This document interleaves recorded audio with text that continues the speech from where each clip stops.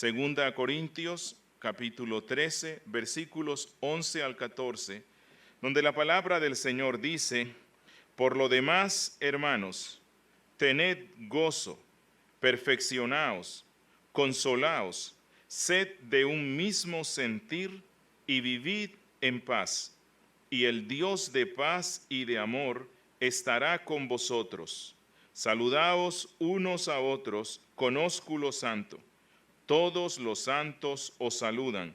La gracia del Señor Jesucristo, el amor de Dios y la comunión del Espíritu Santo sea con todos vosotros. Amén. Vamos a invocar nuevamente el nombre del Señor. Padre nuestro que estás en los cielos, deseamos darte gracias por esta misericordia tuya de concedernos estos medios virtuales a través de los cuales podemos mantener cierta comunión congregacional. No es lo ideal, no es lo que tu palabra nos manda de manera precisa, pero Señor, estamos aprovechando estos medios en medio de esta contingencia. Bendícenos, te lo ruego. Hemos leído tu palabra, pero venimos delante de ti y delante de tu Espíritu para que tú estés hablando a nuestras vidas, para que estés edificándonos, instruyéndonos, llevándonos a ser más y más como Cristo. Perdona nuestras iniquidades, que han sido muchas, borra nuestros pecados y danos la gracia para tener oídos obedientes, corazones atentos a tu palabra. En Cristo Jesús te lo imploramos. Amén. Bien, el manuscrito que estaba escribiendo el apóstol Pablo ha sido completado. La carta ya está lista para enviarse. Esta carta, que ha sido necesaria que Pablo la escriba y la mande a esta inmadura iglesia, ha terminado. Pablo cumplió con su responsabilidad apostólica. Y recordemos un poco todo el discurso, todo lo que Pablo escribió para el bien de esta congregación. Primero, recordamos que Pablo exhortó a los cristianos corintios para que maduraran en la fe. Exhortación que Pablo la repitió una y otra vez en su primera epístola. Pero estos cristianos no habían sido tan obedientes y responsables en usar los medios de la gracia para crecer en la madurez cristiana, y por eso Pablo volvió y les escribió otra carta diciéndoles: crezcan en el conocimiento del Señor Jesucristo, practiquen en sus vidas esta doctrina preciosa que es el Evangelio. Y el apóstol Pablo acaba de mostrar a esta inmadura pero muy amada iglesia que el verdadero ministerio cristiano, el verdadero apostolado cristiano contiene una gloria esplendorosa que, por cierto, procede de la cruz y por ende es una gloria opuesta al concepto de gloria mundana. Recordemos que en los capítulos 1 y 2 el apóstol Pablo dijo que la gloria del verdadero ministro de Cristo consiste en que cumple lo que promete. Pablo había prometido a esta congregación que los iba a visitar, pero se le habían presentado dificultades. Así que Pablo dice: la gloria del ministro es que cumple aquello que ha prometido, pero él depende de la providencia divina. Y que si se presentan dificultades para cumplir lo prometido, él sufre por ello, como pasó con Pablo, pero él espera en el Señor. En los capítulos 3 al 7, el apóstol Pablo mostró la gloria del ministerio cristiano en el oficio que ejerce. Es decir, que ahora el ministro de Cristo oficia en la dispensación del nuevo pacto, en la dispensación del evangelio, del Espíritu, en la dispensación de la reconciliación, que ahora nosotros somos el verdadero templo del Espíritu, no las sombras, sino la realidad.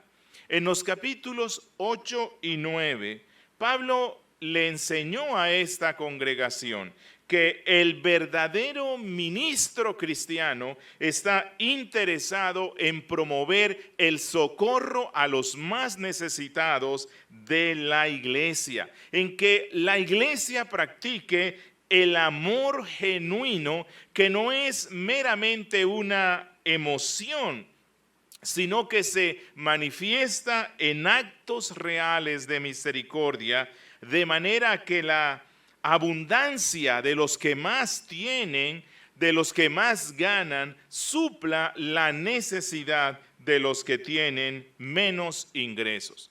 En los capítulos 10 al 12, el apóstol Pablo mostró la gloria del verdadero ministro de Cristo en esa santa disposición de confrontar la verdad con la mentira, que la mentira sea confrontada con la verdad bíblica, en disciplinar a los rebeldes, en trabajar para Cristo sin aprovecharse egoístamente del trabajo que han hecho otros, en no buscar la gloria mundana, el reconocimiento mundano, no, en sufrir por la causa de Cristo. Y ahora, al cerrar la carta, en esta sección de saludos finales, en esta sección que contiene una hermosa doxología, en esta sección que también contiene una benedicción o bendición apostólica, el apóstol vuelve a mostrar la gloria del ministro de Cristo, siendo exhortativo, amoroso, tierno, compasivo y buscando siempre la restauración de los hermanos inmaduros. Hoy vamos a estar viendo la bendición final de un ministro fiel. La bendición final de un ministro fiel. Y nos vamos a concentrar en tres aspectos centrales de esta última sección que escribe Pablo. Versículo 1, vamos a ver las exhortaciones consoladoras del apóstol que resumen y condensan todos los principios que Pablo enseñó en esta epístola. Versículos 12 y 13, saludos de amor, saludos de amor. Y versículo 14, una bendición trinitaria, una bendición trinitaria. Empecemos con nuestro primer aspecto, exhortaciones consoladoras. Volvamos a leer, por favor, el versículo 11. El apóstol Pablo dice: por lo demás, hermanos, tened sumo gozo, o más bien, tened gozo, perfeccionaos, consolaos, sed de un mismo sentir y vivid en paz, y el Dios de paz y de amor estará con vosotros. Con estas palabras, el apóstol Pablo dulcifica un poco las más recientes reprimendas que impartió a estos cristianos en el capítulo 12 y en el capítulo 13. Así que el objetivo que tiene Pablo con estas exhortaciones que escribe en toda la epístola no era llevar a la iglesia local al punto del desespero, sino que lo que Pablo busca es que maduren en la vida cristiana, y esa es la razón por la cual de vez en cuando en esta carta él está mostrando la dulzura de su evangelio, que aunque tiene que reprenderlos, lo hace porque los ama.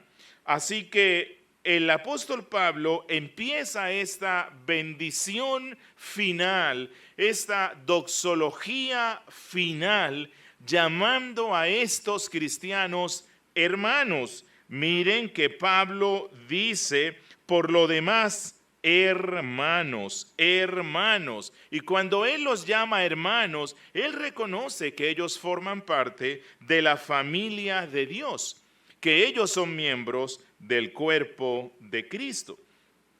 Y yo creo que es importante resaltar esta declaración de Pablo cuando los llama hermanos, porque no sé si hoy día tuviéramos la oportunidad de conocer una iglesia que tuviera toda la problemática que tenía esta congregación en Corinto, me da la impresión que posiblemente con mucha dificultad la reconoceríamos como una iglesia hermana. Se me ocurre pensar que tal vez le pondríamos una serie de epítetos despectivos, pero difícilmente le llamaríamos hermanos, iglesia hermana. Y aquí Pablo nos deja ver cuánta humildad y amor tiene él. Cuánto amor verdadero a pesar de las dificultades que esta congregación presentaba. A pesar de que ellos estaban rechazando a Pablo, estaban cuestionando su apostolado, Pablo los llama hermanos. Así que en esta despedida, el apóstol Pablo, lo primero que desea para esta congregación es que tengan gozo,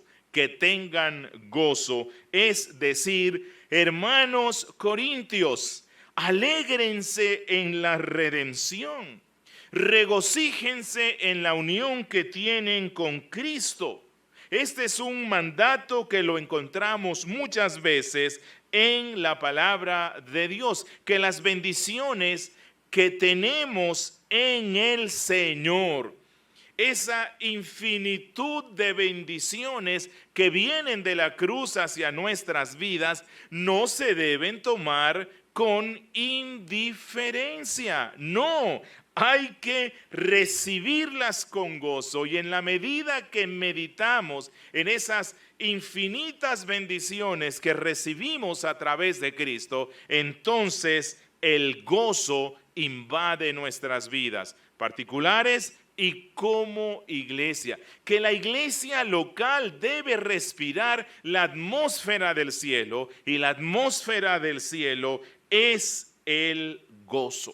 Y cuanto más tengamos de ese gozo en la tierra, entonces vamos a ser más celestiales en el carácter, en nuestro temperamento, en lo que somos. Y luego Pablo da una serie de mandatos, de exhortaciones para esta congregación. Y lo primero que él dice es: perfeccionaos. Esto nos hace recordar lo que nos dijo Cristo en el Sermón del Monte: sean perfectos, así como vuestro Padre que está en los cielos es perfecto. ¿Qué significa esto? Bueno, que Pablo está diciéndole a esta congregación y a nosotros hoy: trabajen, hermanos, en corregir lo deficiente en ustedes.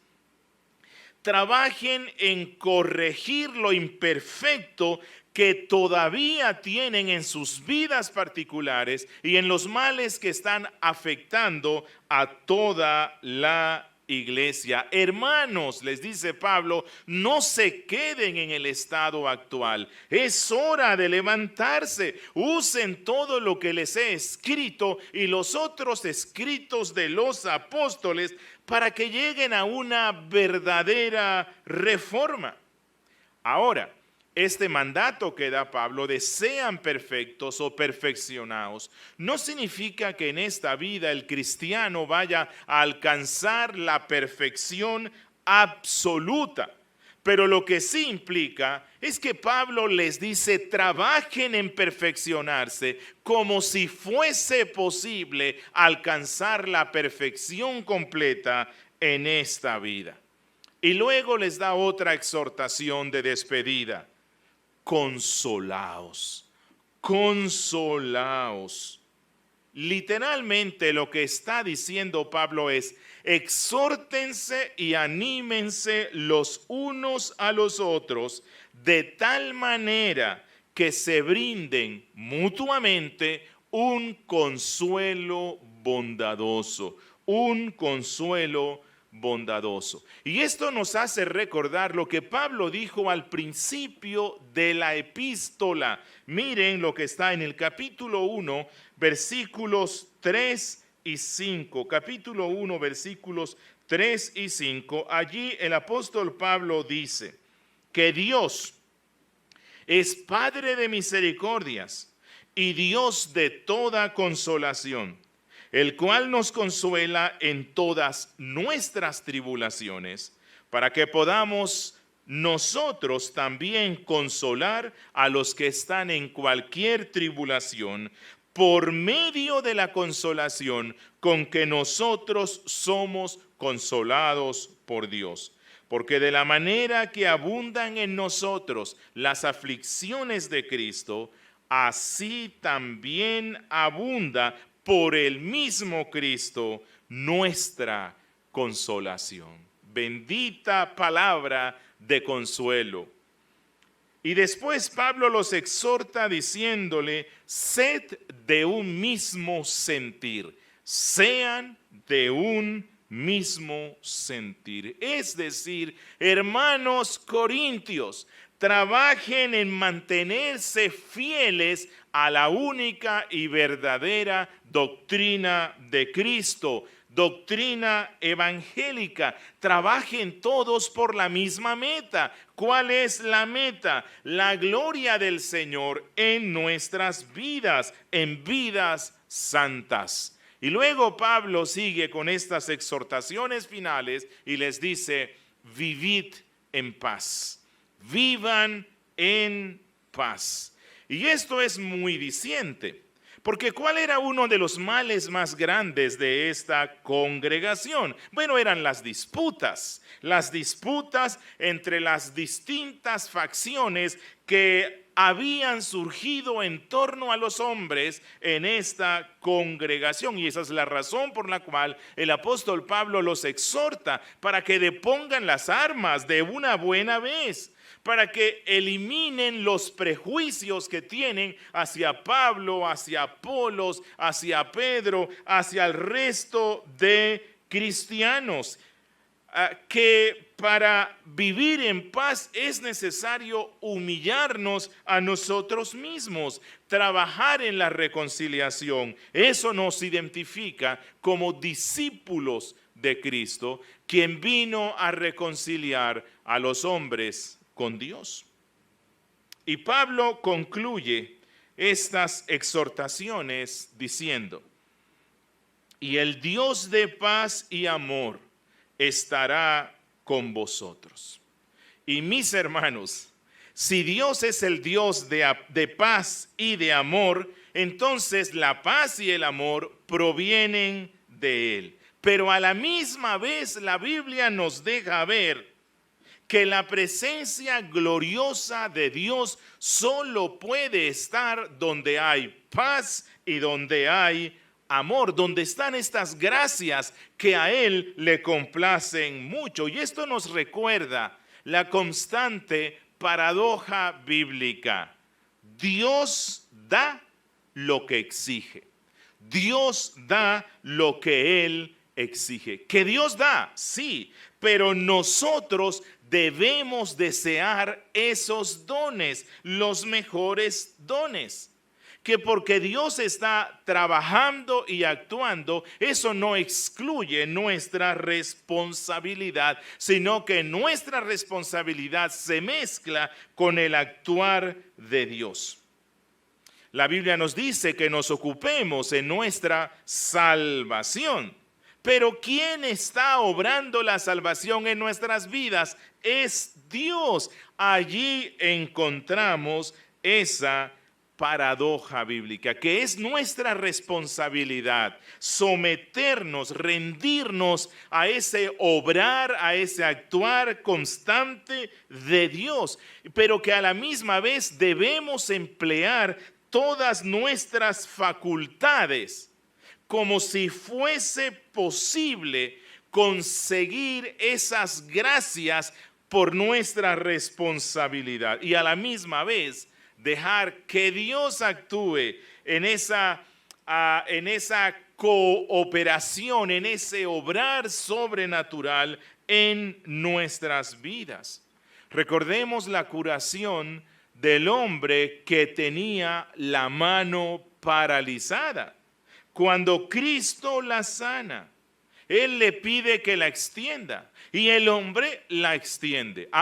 Ahora, el poder para extenderla vino de parte de Dios, pero Él tuvo que extenderla. Así que en nuestro compromiso cristiano, vamos a liberar nuestros corazones de todas aquellas cosas que se oponen a la paz y al amor.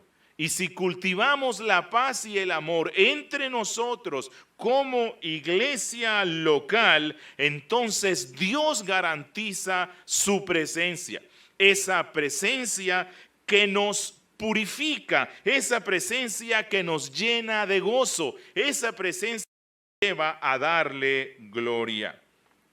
Un gran comentarista, Charles Hodge, dijo: quien tiene la presencia de Dios no tiene necesidad de nada. Y la presencia de Dios en nuestras vidas particulares y como iglesia se incrementa en la medida que se incrementa en nuestras vidas y congregaciones la paz y el amor. Y esto nos lleva a nuestro segundo punto: saludos de amor. Saludos de amor. Miren lo que dicen los versos 12 y 13. Saludaos unos a otros con ósculo santo, dice en el verso 12, y en el 13, todos los santos os saludan. Saludaos con ósculo santo. Ósculo literalmente lo que significa es beso. Salúdense con un beso santo. Y esto nos hace recordar el contexto en el cual se encuentra Pablo, que es el Oriente cercano. Y era una costumbre en esa cultura saludar a las personas con un beso, y este beso era una expresión de comunión, de paz, de amor, de afecto y respeto entre las personas. Así que Pablo les dice a los corintios: depongan las armas, depongan el odio, déjense de sectarismos, salude con un beso santo a ese hermano con el cual usted estaba en discordia. Maduren en la fe. Ok, esta expresión de saludarse los cristianos con un ósculo o con un beso santo estuvo más o menos como una costumbre hasta el siglo XIII. Los hermanos se besaban entre sí de una forma santa y besaban al ministro, especialmente al que oficiaba la Santa Cena. Puede que surja la inquietud: entonces, ¿es una ley, es una regla que los cristianos hoy nos saludemos de beso?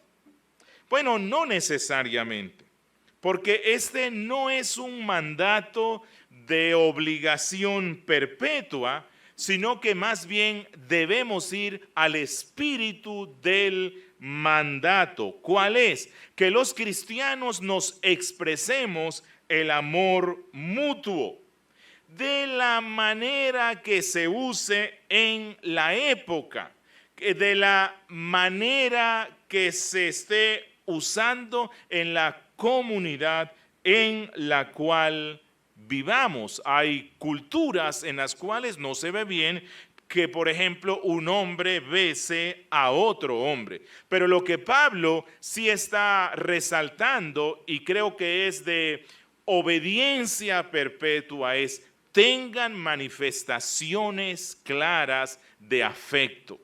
Aquí en nuestra nación acostumbramos a saludar a las personas extendiéndole la mano, o tal vez poniéndosela en el hombro, o tal vez abrazándonos, que no se puede para este tiempo de pandemia. El principio es: destruyan las barreras que impiden el amor fraterno. Y luego en el versículo 13 el apóstol Pablo dice: todos los santos os saludan. Qué bendita declaración la que hace Pablo. ¿Por qué? Porque aquí se nos muestra que, primero, los santos no son solamente los que ya están en el cielo.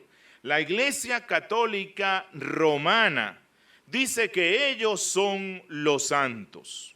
Bueno, Pablo aquí no le dice que los santos que están en el cielo, que los muertos les mandaron saludos. No, cuando Pablo dice todos los santos os saludan, se refiere a los miembros de las iglesias donde él estaba en el instante en el cual escribe. Ahora, esto nos dice que los miembros verdaderos actuales de la iglesia de Cristo somos santos. ¿Qué significa esto de ser santo? Bueno, que hemos sido separados del mundo, que hemos sido llamados del mundo para salir fuera, para formar parte del pueblo de Dios, que hemos sido consagrados a Él, que internamente hemos sido purificados. Y estos santos, entonces, como son apartados, son distintos al mundo. Hablamos distinto al mundo. Amamos las cosas que el mundo tal vez no ame. Odiamos las cosas que el mundo tal vez ame. Estamos consagrados. Esa es otra acepción del término santo. Hemos sido consagrados al servicio y al culto a Dios. Hemos sido limpiados del poder y de la culpa del pecado. Vivimos de acuerdo al poder transformador del Espíritu Santo. Ahora Pablo dice que estos santos de otras verdaderas iglesias de Cristo desean a los santos de la iglesia de Corinto salud. Es lo que significa saludos, salud, salud.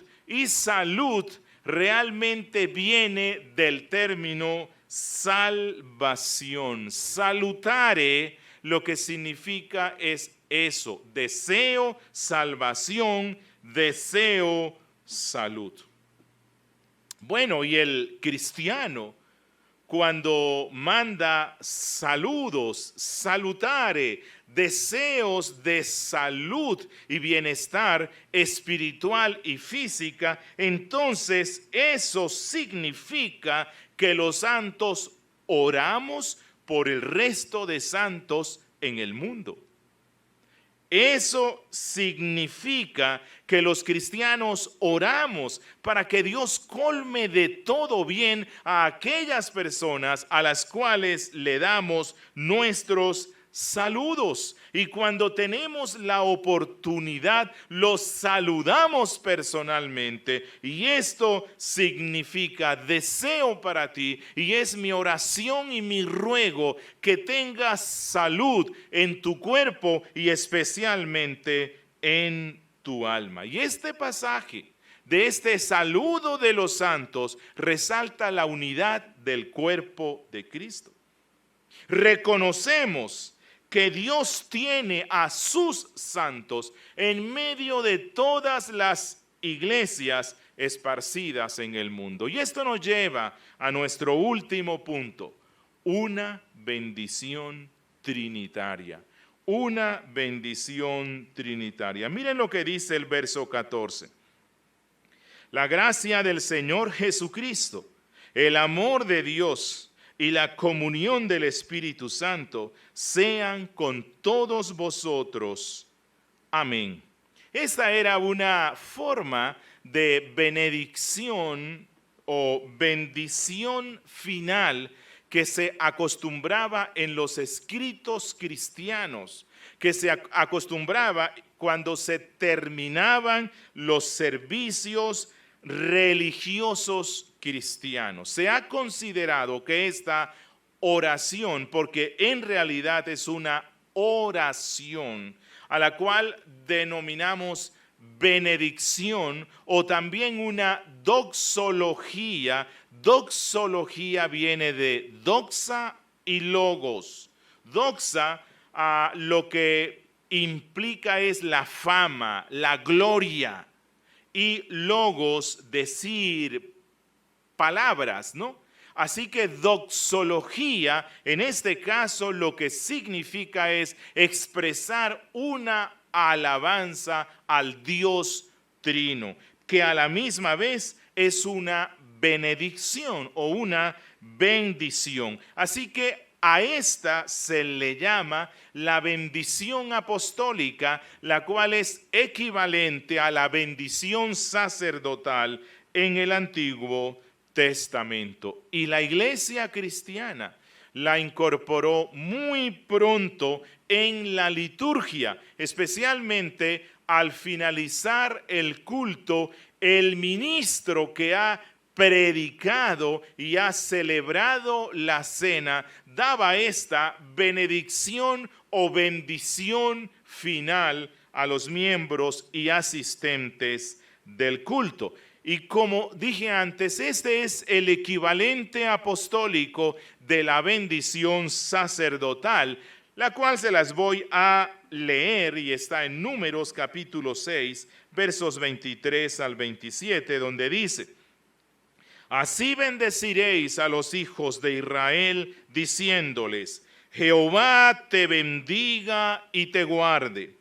Jehová haga resplandecer su rostro sobre ti y tenga de ti misericordia.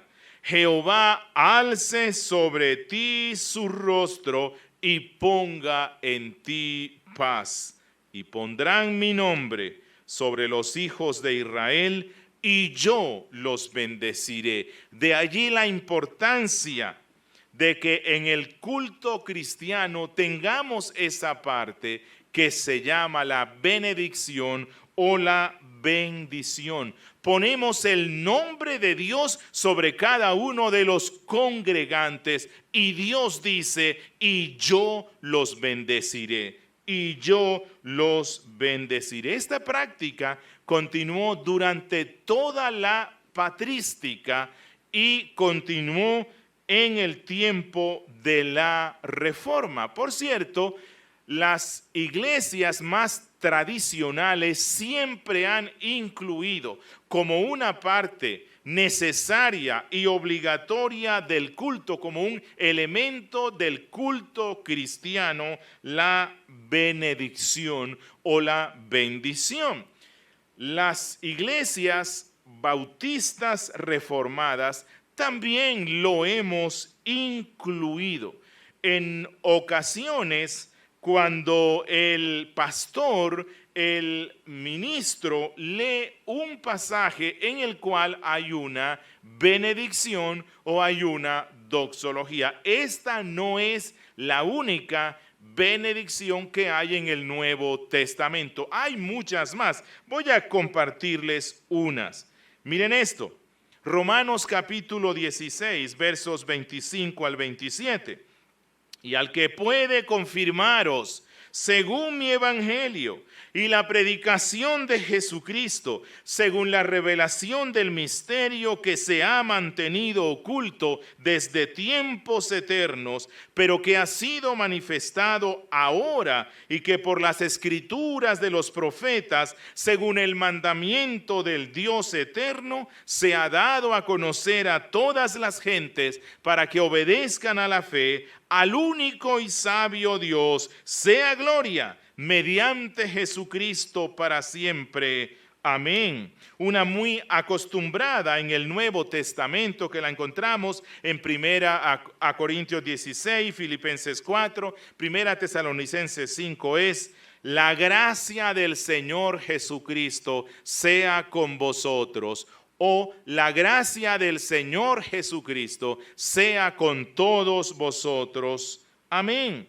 En Gálatas 6:18, 2 Tesalonicenses 3:18, en Filemón versículo 25, hay otra benedicción. Hermanos, la gracia de nuestro Señor Jesucristo sea con vuestro espíritu. Amén. Pablo en Efesios 6:23 tiene otra benedicción. Paz sea a los hermanos y amor con fe de Dios Padre y del Señor Jesucristo. La gracia sea con todos los que aman a nuestro Señor Jesucristo con amor inalterable. Amén. Y Pablo en 2 Timoteo 4:22 da otra benedicción. El Señor Jesucristo esté con vuestro espíritu. La gracia sea con vosotros. Amén.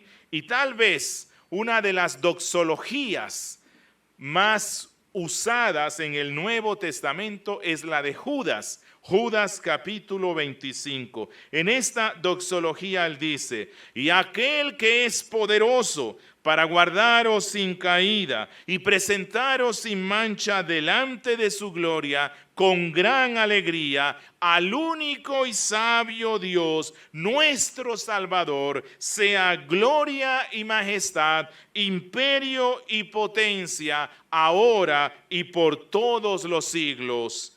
Amén.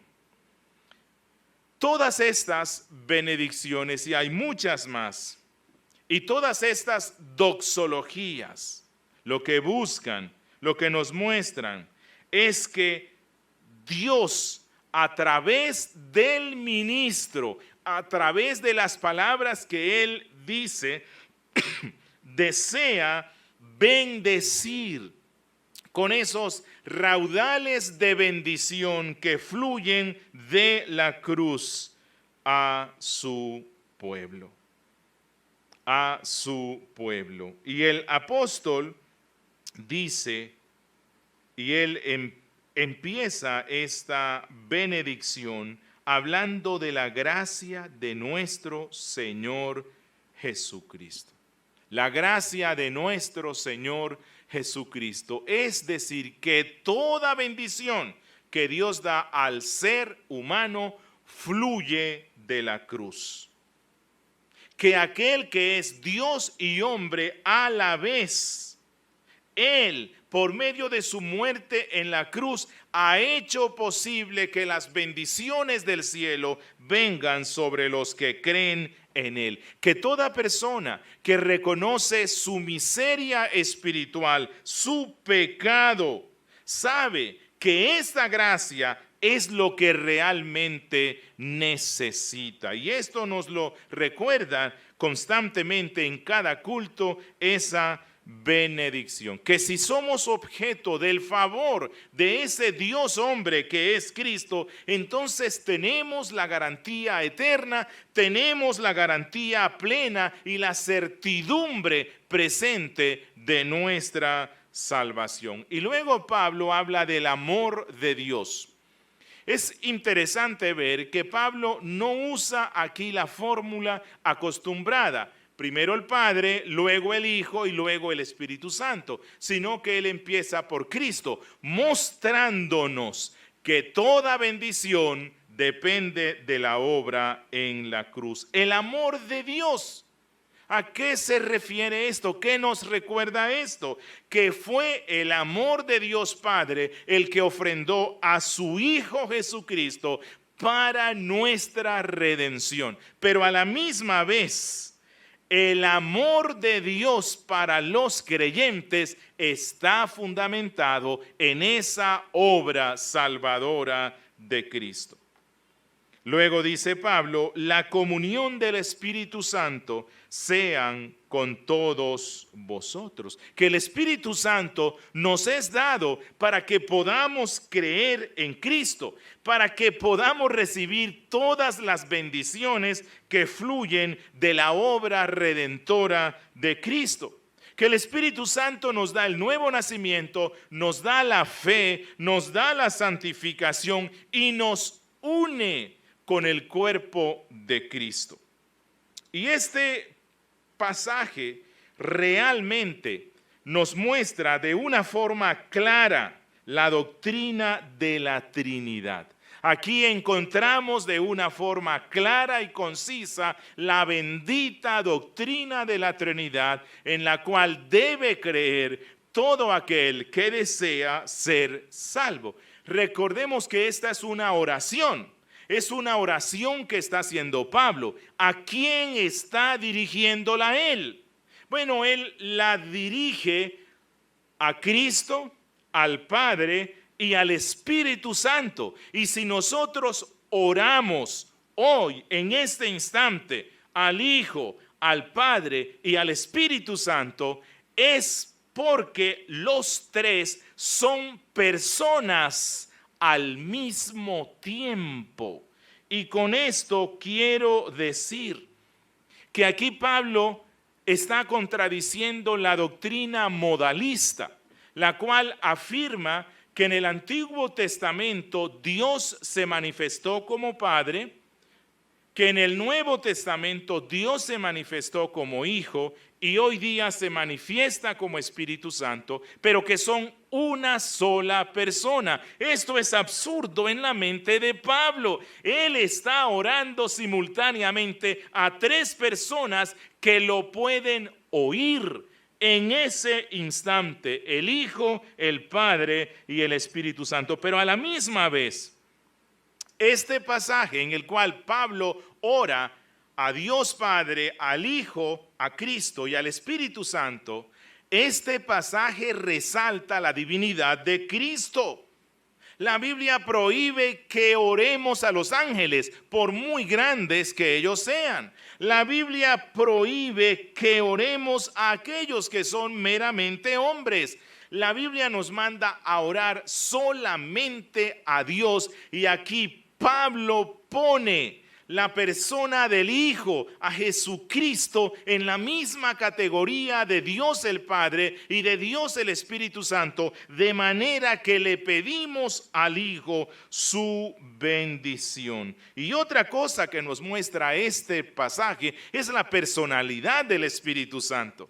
Porque Pablo habla aquí de la comunión que tenemos con el Espíritu Santo. No se puede tener comunión con una energía, como algunos dicen que el Espíritu Santo es. No, Él es una persona con la cual puedo tener comunión. Y los santos disfrutamos de esta bendición del Trino Dios, que esta es la bendición que necesitamos, y esta bendición nos basta, nos basta. Deseo terminar con unas aplicaciones.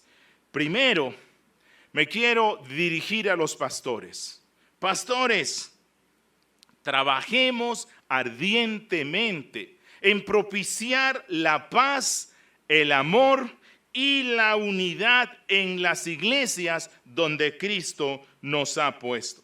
Evitemos, apreciados consiervos, los sectarismos, los cuales hacen daño. No solamente le hicieron daño a la iglesia de los Corintios, sino que a lo largo de la historia le han hecho graves daños a la iglesia de Cristo. Pero esto no significa que no vamos a tener convicciones, que no vamos a tener distintivos, que no vamos a tener nuestras confesiones.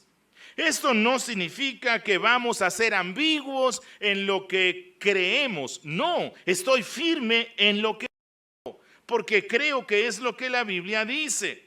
El eclecticismo doctrinal no tiene cabida en el verdadero ministro de Cristo, pero los pastores sí debemos propiciar dos cosas que creo que son esenciales en el tema de la unidad cristiana. Primero, cimentar en la doctrina y en la práctica correcta a la iglesia, a la luz de lo que la Biblia dice. Esa es la razón por la cual tenemos la Confesión de Fe de Londres de 1689. Ahí hay un resumen de lo que los santos bautistas creemos que la Biblia dice sobre las doctrinas, sobre algunas doctrinas que son fundamentales. Y los miembros deben estar cimentados en eso, no para pelear, no para causar divisiones, sino que entre más cimentados estamos en una doctrina, en la doctrina bíblica, más vamos a propiciar el respeto, el amor, incluso el trabajo colaborativo real. Estamos cimentados en la doctrina bíblica. Y la mejor forma para estar en paz con nuestros hermanos, con los cuales disentimos en algunas cosas, es orar por ellos. Orar por ellos. Desearles las bendiciones que Pablo menciona aquí. Porque como dijo alguien, nadie puede odiar una persona y a la misma vez orar por ella.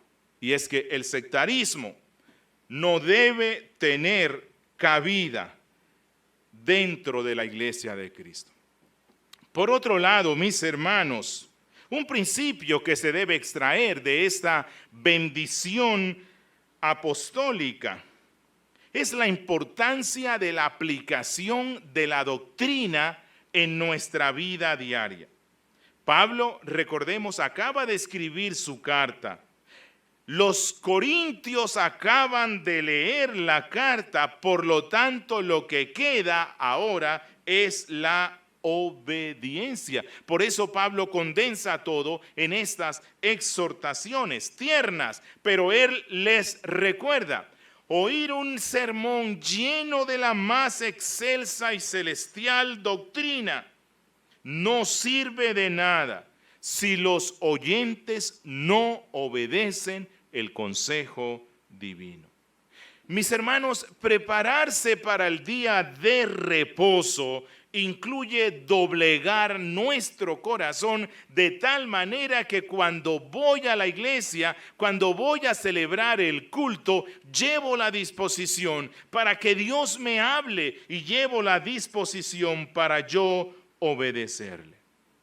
Este pasaje nos recuerda que leer la palabra sin obedecerla tampoco sirve de nada. Que puedo extraer verdades profundas de la lectura, pero si eso no lo hago parte de mi vida, entonces esas verdades me condenarán en el último día. Que al terminar cada lectura, al escuchar cada predicación, debo escribir y pedir al Espíritu Santo que escriba en mi corazón aquellas cosas prácticas que debo hacer en virtud de lo que he aprendido. Y concluyo diciéndoles esto. Por alguna razón, buena parte de los bautistas en el mundo hemos sido un poco antilitúrgicos. Algunos piensan que tener ciertas cosas o elementos repetitivos en la liturgia es contrario a la libertad del espíritu, pero yo creo que estamos equivocados si pensamos de esa forma, porque eso lleva en ocasiones a suprimir algunos elementos repetitivos en la liturgia que enriquecen nuestra experiencia cúltica con el cual con Dios al cual estamos adorando. Y yo creo que debemos recuperar la benedicción o la bendición final como una parte esencial del culto cristiano. Porque en el culto, el Señor, a través de los himnos, de la lectura de la palabra, de las oraciones, de la predicación de la palabra, de la Santa Cena como cúspide de esa confirmación de eso que aprendimos en Cristo, de eso que Cristo nos ha dicho. La benedicción nos recuerda las bendiciones que baja del cielo, nos confirma que somos de Él, se fortalece la fe del creyente. Y termino diciéndote a ti, amigo que me escuchas, amigo, estas bendiciones que se mencionan aquí no son para todo el mundo. Únicamente son para los que le pertenecen a Cristo, para los que creen en Él como su Señor y Salvador, para aquellos que han venido humillados y confiesan su pecado delante de Él. Amigo, si tú no crees en Cristo, si no lo sigues, si no le obedeces, si no llegas a ser su discípulo, entonces de la boca de Dios no escucharás bendiciones, escucharás maldiciones, escucharás juicio. Amigo, ven hoy a Cristo en un acto de fe, dale tu vida, confiesa delante de Él tus pecados, reconócelo como tu Señor y Salvador. Busca una iglesia bíblica donde pueda ser instruido, donde pueda ser bautizado en su santo nombre, donde puedas crecer en la gracia y en el conocimiento de nuestro Señor Jesucristo. Entonces y solo entonces tendrás la seguridad de que estas bendiciones también te pertenecen. Oremos. Padre nuestro que estás en los cielos, queremos darte gracias por esta segunda epístola de Pablo a los Corintios. Gracias, Señor, nos ha llevado a conocer tantas cosas, a crecer como iglesia bíblica, a madurar, a los pastores a entender el carácter del pastor que se sacrifica, que se humilla, que confronta la mentira con la verdad, pero que a la vez es tierno, que se preocupa por cada una de las ovejas, que propende para que haya socorro mutuo, que nos ayudemos los unos a los otros. Oh Señor, gracias por esta epístola, gracias porque literalmente, aunque ella nos confronta, es una bendición del cielo. Permítenos, oh Dios, vivir a la luz de todo lo que aprendimos en esta epístola y danos más y más de tu gracia. En Cristo Jesús. Amén.